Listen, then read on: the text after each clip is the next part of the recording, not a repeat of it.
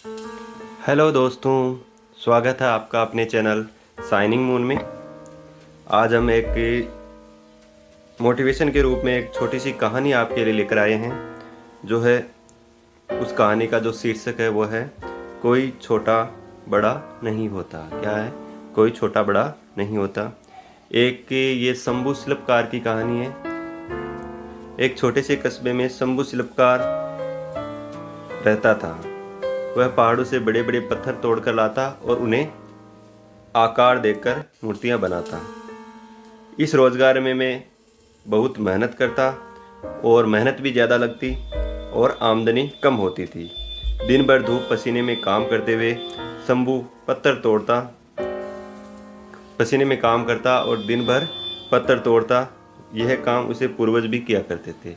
जो ये काम है उनके पूर्वज भी किया करते थे।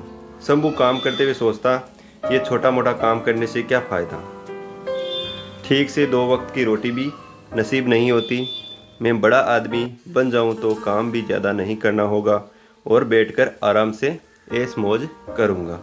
इस सोच के साथ ही एक रोज़ वह एक ऐसे नेता को देखता है जिसके आगे पीछे हमेशा भीड़ रहती है और हाथ जोड़कर वो सैकड़ों लोग खड़े रहते हैं। उसके सामने क्या करते हैं? सैकड़ों लोग हाथ जोड़कर खड़े रहते हैं। शंभू ने नेता बनने की ठान ली। कुछ दिनों में वह नेता बन गया। शंभू ने नेता बनने की ठान ली और कुछ दिनों में क्या हो गया? वो नेता बन गया। नेता बनने के बाद जब एक रैली कर रहा था, क्या कर रहा था? रैली कर रहा था। धूप काफ़ी तेज थी। धूप की गर्मी वह सहन नहीं कर पाया और बेहोश होकर वहीं गिर गया। होश आने पर उसे पाया कि वह बिस्तर पर लेटा हुआ है। बिस्तर पर लेटे लेटे वह सोचने लगा कि नेता से बलवान वह सूर्य है जिसकी गर्मी कोई सहन नहीं कर पाता। मुझे अब सूर्य बनना है। उसकी जो लालच थी वो बढ़ता गया। पहले वो जब शिल्पकार था तो वो सोच रहा था कि मैं एक नेता बन जाऊं, और जब वो नेता बन गया और बेहोश हो गया तो उसने सोचा कि ये सूर्य इससे भी बलवान है तो मैं सूर्य बन जाता हूँ। कुछ दिनों बाद वह सूर्य भी बन गया। शंभू अब गर्व से चमकता रहता और भीषण गर्मी उत्पन्न करता। तभी उसने देखा एक मजदूर खेत में आराम से काम कर रहा है। उसे गर्मी और बढ़ाई। उसने क्या किया? गर्मी और बढ़ाई, मगर मजदूर पर कोई फर्क नहीं पड़ा। क्या नहीं हुआ? मजदूर पर कोई फर्क नहीं पड़ा। विचार किया तो उसे मालूम हुआ ठंडी ठंडी हवा पृथ्वी पर बह रही है। उसने जब विचार किया तो ठंडी ठंडी हवा क्या हो रही है? पृथ्वी पर बह रही है। तब शंभू ने विचार किया, हवा बनकर मैं शक्तिशाली बन जाऊंगा। जब सूर्य बन रहा था तो उसने सोचा कि अब मैं हवा बन के भी शक्तिशाली बन जाऊंगा। कुछ दिनों के बाद वह हवा बन जाता है। हवा बनकर वह इतराता इटलाता इधर उधर घूमने लगता। अचानक उसके सामने विकराल पर्वत आ गया। हवा के सामने क्या आ गया? अचानक विकराल पर्वत आ जाता है जिसे पार वह नहीं जा सकता। तब उसने सोचा मैं इससे भी बड़ा पर्वत बनकर रहूंगा। कुछ समय बाद वह विशालकाय पर्वत बन गया।